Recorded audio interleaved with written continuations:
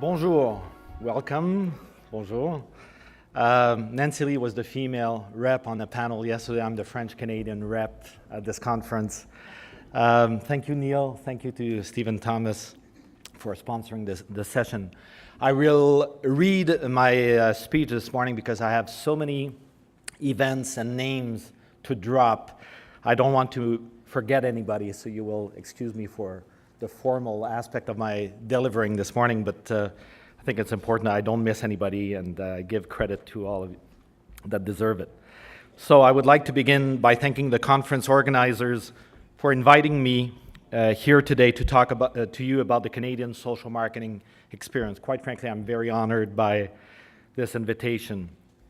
I'd like to extend a warm welcome and bienvenue to the hundreds of international delegates, colleagues, and friends attending this conference. I hope you are enjoying your visit to Canada and that you'll have time to visit the country in 3 days, which is impossible. On behalf of all Canadians, I thank Jeff French and the World Social Marketing Conference organizers for choosing Canada as the location for the third World Conference. As you will see toward the end of my presentation, this decision is very timely indeed. Finding myself here in front of you to present the Canadian social marketing experience makes me feel like the Canadian flag bearer at the Olympics. It is very moving to see representatives from so many countries who have come here to Canada, along with so many great social marketers from all over the world who share a common passion. I am proud to carry the flag to show the world this group of well-trained, determined, and energetic Canadian achievers. Some are seasoned gold medalists, while others hold world records. And there are many others who, although this may be their first Olympics, have already met international standards. I am very impressed by the number of Canadians attending this conference. It is encouraging and promising to see so many new faces on the Canadian scene. My presentation is organized around two main themes. I will begin by presenting a timeline of major Canadian achievements and contributions to date. I will then share with you what I think are the strengths, opportunities, and challenges currently facing the Canadian social marketing field. So for the next few minutes, I ask for your indulgence as I embark on some pretty serious hero worshipping and name dropping, not because I want to show off my list on LinkedIn, but because I feel that all major figures from Canada and around the world who have contributed so much to social marketing deserve to be recognized here today. I will start by dropping the names of several Canadians who provided me with the valuable input for this presentation. Samir Deshpande, Andrea Donlin, Tanya Drollinger, Kay Kazirer, Anne Levac, Judith Medill, Doug McKenzie-Moore, Jim Mins, and Mark Sarner, many of whom are here. Can you raise your hands? Yes, thank you. As I present the timeline, I will draw historic parallels between some key international milestones and major Canadian achievements in the field. I would like to mention that this chronology of international milestones was adapted from the work of Audrey Robinson Menard. By the way, Menard is very French. Currently a doctoral student at the University of Huddersfield, UK, as well as from a list of seminal events and publications in Nancy Lee's and Philip Kotler's 2011 social marketing textbook. And let me state that this chronology is not meant to be a comprehensive review, just highlights. So where else could I begin but in 1971, the year the famous Kotler and Zaltman article was published? That same year, the National Health and Fitness Promotion nonprofit agency, Participaction, was created in Canada. Participaction is recognized as being the first and one of the greatest social marketing and health communication success stories. I was lucky enough to be involved with Participaction in the 80s and to work with Russ Kisby, who had an extraordinary impact on the field and on the lives of so many people here. Canada has also been a world leader in health promotion. As mentioned yesterday, in 1974, the internationally renowned Lalonde report, and a French-Canadian, entitled New Perspective on the Health of Canadians, and loved in Western Canada, of course, was published. Marc Lalonde was the federal minister at the time. The report stressed that a high-quality healthcare system was only one component of a healthy public policy, which should take into account human biology, lifestyle, and our physical, social, and economic environments. This report opened the door to the idea that governments should also be in the business of modifying behaviors and marketing social change. The 70s saw the emergence of early adopters. In the United States, they included Alan Andreessen, Bill Novelli, and Bill Smith at the Academy for Educational Development, where so many great social marketers also emerged over the years, some of whom are now working at FHI 360. I should also mention PSIs as an early adopter of social marketing in the 70s. Early adopters in Canada included two leaders at Participation, including Russ Kisby, as well as Keith McCarricker, too seldom mentioned as part of those stories, and obviously Jim Mintz, as well as Health Canada, who most generously shared his passion and know-how. In the 80s, as the field was rapidly expanding, especially in the United States and Australia, Participation and Health Canada continued to be the main users of social marketing theory and practices. Health Canada applied health communications and social marketing to a growing number of health issues, adopted innovative audience research techniques, as well as creative tactical approaches and entrepreneurial partnership initiatives, as we heard yesterday. As the field was celebrating its first 10 years in 1981, as captured in Bloom and Novelli's article, Health Canada was officially creating a social marketing unit, and Manifest Communications was created. Manifest was the first true social marketing firm. It worked with Participation and Health Canada, as well as with many provincial agencies and NGOs. I personally recall working closely with Mark Sarner, he's here, I'm glad he's here, Janice Nathanson, and Andrea Donlan over the years, always meeting people with lots of creativity and entrepreneurship. In the 1980s, many other firms followed in their footsteps. Manifest and Health Canada organized one of the first Canadian social marketing conferences in 1983, called Marketing Ideas. In 1984, Mark Sarner published a landmark article, Marketing Health to Canadians. The same year, about a quarter of a century ahead of its time, Participation launched the Participation Network, which was intended to be a community of leaders and citizens interested in fitness networking using the communication methods of the time. Actually, that explained why I was recruited at the time. I spoke earlier about the Lalonde report providing a framework for thinking about health promotion. Well, in 1986, the famous Ottawa Charter for Health Promotion was adopted. This charter continues to be a vital reference for health promotion that addresses the social determinants of health and is recognized to be the source of many community action initiatives and the settings approach, what social marketing would call upstream social marketing, and place in the marketing mix. I am not suggesting that the Ottawa Charter was a uniquely Canadian product. The World Health Organization rallied the best minds from around the globe to develop the Ottawa Charter. But I can proudly say that many Canadians played an important role in it and that it happened to be officially adopted just a few kilometers from here. Late in the 1980s, a number of important publications were released in the field, including Lefebvre and Flora's article in Health Education Quarterly, the Kotler and Roberto textbook, and here in Canada, Eric Young, another great social change leader, published Social Marketing, Where It Has Come From, Where It's Going. Lots of things to say about Canadians, right? The 1990s saw the continued expansion of social marketing worldwide, and Canada was a big part of that movement. It was the decade of new conferences. The 1991 Social Marketing and Public Health Conference in Florida and the first Innovations in Social Marketing Conference in 1995. In Canada, the American Marketing Association Ottawa chapter held social marketing conferences. Social Marketing for Business conferences were organized by Manifest. The first Canadian Public Sector Marketing Conference, now called Markham, was held in 1998. Additional publications were made available that provided important foundations for the future of social marketing, including Andreessen, a Canadian, Marketing Social Change, and the Social Marketing Quarterly. I have to acknowledge certain people here. Those from the University of South Florida, Carol Bryant, I have the greatest admiration for Carol, Jim Lindenberger, and Craig Lefebvre, who is obviously here as well, for launching the Quarterly.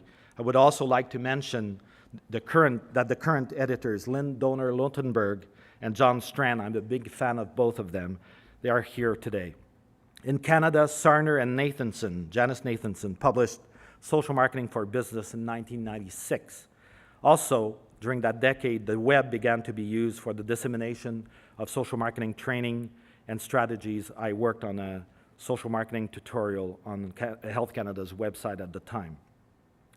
In the 90s was also the decade when many social marketing courses were introduced in various Canadian universities, Montreal, York, and Carleton, to name a few. And I'd like to acknowledge the presence of University of Waterloo's students and the many people here and volunteering for the conference, and we should applaud them. Thank you. Back to the 90s, the Center for Social Marketing was created at Carleton by Judith Medill and Jim Mintz in 1994. The Health Communication Unit at the University of Toronto was also created in the 90s under the leadership of Larry Hirschfield.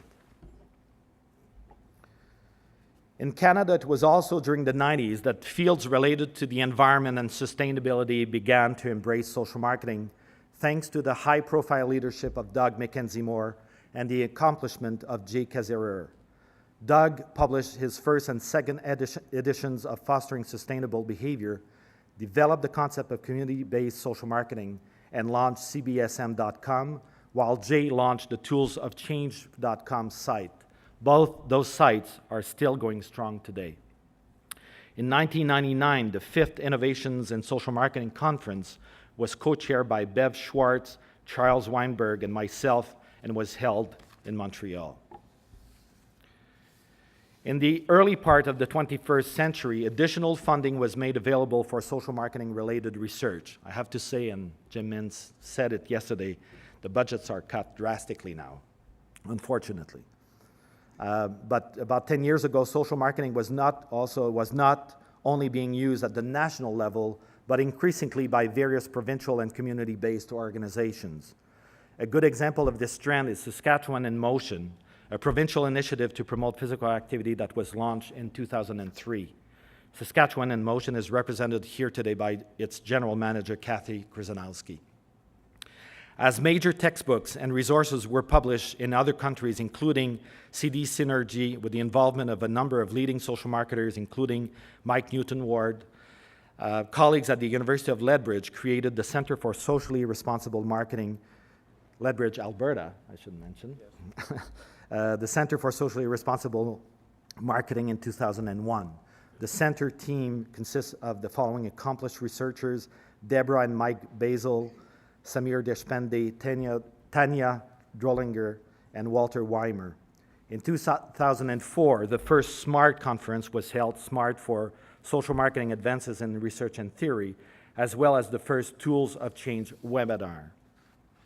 In 2005, I'm getting there, in 2005, another center was created, the Center of Excellence for Public Sector Marketing, now playing an important role in the field with people like Bernie Coulterman, Jim Mintz, Mike Kujoski, and Claire Mills. I must also mention the creation of other important centers of excellence. Clearly, the National Social Marketing Centre in the UK sent a great wave of energy around the world that was felt here in Canada, and I would like to acknowledge the brilliant contribution of the UK social marketing community, Jeff French in particular. This contribution was further illustrated by the first World Social Marketing Conference held in Brighton in 2008. 3 major publications from international colleagues were published in 2007. Hastings' Why Should the Devil Have All the Best Tunes, Siegel and Donner-Lutenberg's Marketing Public Health, and Maybach and collaborators' People and Places Framework. That same year, CDC held the first national conference on health communication, marketing, and media. Jay Bernard, who has played a major role in this initiative, is here with us today. In Canada, a number of publications provided the field with additional tools, including Lagarde, Le Marketing Social, Cis-Marie Levac and collaborators' Model for Social Marketing, published in 2008. In 2009, the Lucie and André Chagnon Foundation, Canada's largest private foundation dedicated to the prevention of poverty with a focus on educational success in the province of Quebec, and where I'm proud to work, launched a large-scale and long-term social marketing initiative to advance early childhood development. To complete the description of this decade, I must mention a failed attempt in 2004 and 2005 to form a Canadian Social Marketing Association, but I will come back to that in a few minutes. In recent years, the International Social Marketing Association was formed, the Journal of Social Marketing was created, Australia and New Zealand showed a concerted and systematic effort in advancing social marketing, and the presses continued to publish excellent social marketing textbooks and cases. In Canada, the Canadian transportation community saw the publication of new social marketing guides specifically developed for that field. Jay Kazirer, Jeff Noxon, and I worked on a number of publications on behalf of the Federal Department of Transport, as well as the Transportation Association of Canada.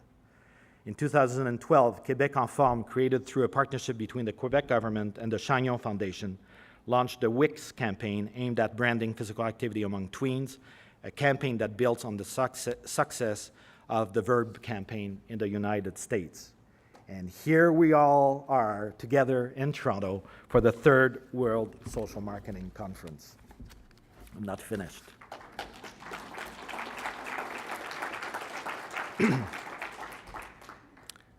Now I will move on to look at the current strengths and opportunities of the Canadian social marketing field, as well as the challenges it faces. I guess I could say in all humility, I'm Canadian after all, that the review I just presented gave us all a pretty clear idea of our strengths and opportunities. We have an impressive track record and know-how. There has been a widespread application of social marketing in many fields and at all levels. There are excellent hubs of expertise. Training is available and of high quality, and there is a demand for effective interventions to deal with serious health, social, and environmental problems. But like many other countries, we are also faced with significant challenges. Lack of shared understanding of what social marketing is, lack of senior decision makers' understanding and support for it. Social marketing training is not being systematic. There are few full-time social marketing positions or initiatives that show a sustained use of social marketing to achieve long-term change. There is insufficient audience research, targeting, and evaluation. There is a need for more complementarity and integration of social marketing with policy and community mobilization work. There is a lack of sustained funding, and there are significant cuts in communications and social marketing, especially at the federal level. In general, requests for proposal do not systematically require social marketing expertise and experience. And there is clearly a need for a collective social marketing voice and ongoing networking within the field in Canada. In short, as Andrea Donlan mentioned to me, we have the opportunity to revitalize the power and potential of social marketing as the tool for social change.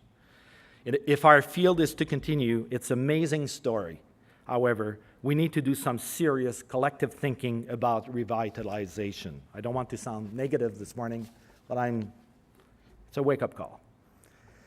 Let me return for a moment to the failed attempt at forming a Canadian Social Marketing Association. Here's the text from a 2005 CSMA draft flyer, and let me read it. The Canadian Social Marketing Association is a new national organization for leaders and professionals associated with the support and practice of social marketing. Who in the room were involved in drafting this, by the way? Okay, good. You will remember this.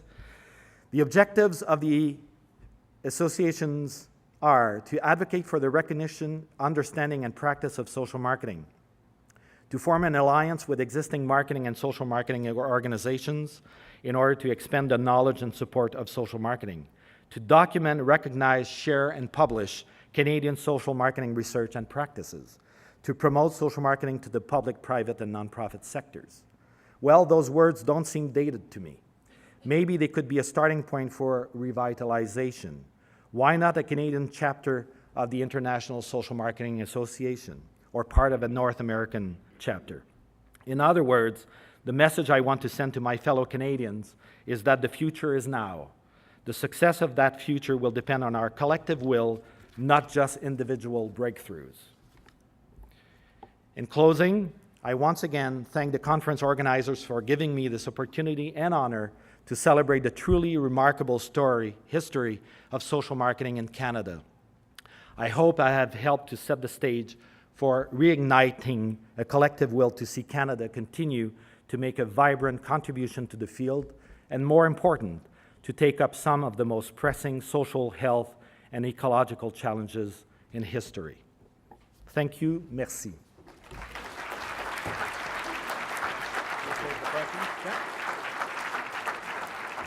So we have a few minutes, so perhaps François could take a couple of questions, if there are any. Put your hand up, and we have a microphone that we can bring to you. Anyone else? Thank you. Okay, good. My name's Mike Hope. I'm from Social Marketing Gateway in the UK. Picked up on your need that you identified for social marketing to refresh itself, sort of re-energise itself. So I'll ask the obvious question, any ideas on how we do that? I think within the field, especially if I'm going to talk for a second about Canada and then in general, I think in Canada, I mentioned at the end of my presentation that I really think that we should form some kind of a collective means. I don't want to say association, I don't really care, but I think we're going to, people like Jim Mintz and Mark Sarner, who are in the room, and many others in the room, managed to create opportunities for the field to get together. And we're missing that. And we need to, rather than relying on individual great breakthroughs and great accomplishments, I think we need some collective effort to make social marketing really recognized for what it has to offer. And it's true in Canada and in the world. And I was very impressed by the work that is being done with the International Social Marketing Association. Last night we got reported, so we need this. On another level, I think that social marketing needs to make the message really clear and not too academic and not too complex about what it has to offer and how it connects and integrate with things like community mobilization, policy work. I was saying to people that as part of my work, social marketing provides me probably 70% of the angle I need to have for social change. I need the extra 30, and I need to be good at working with agility with all kinds of other social change approaches, as Philip Cutler presented yesterday. So we need to be agile, we need to be strong, we need to be together. Thank you. Question right there.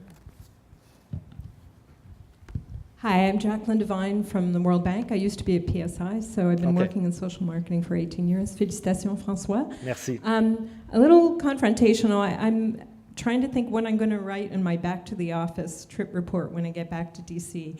And there's a lot of red flags for me during this conference. What you just said, why are the RFPs not mentioning social marketing? Yesterday, the social versus marketing debate. And I'm wondering if we as a group are not becoming a little marketing myopic ourselves.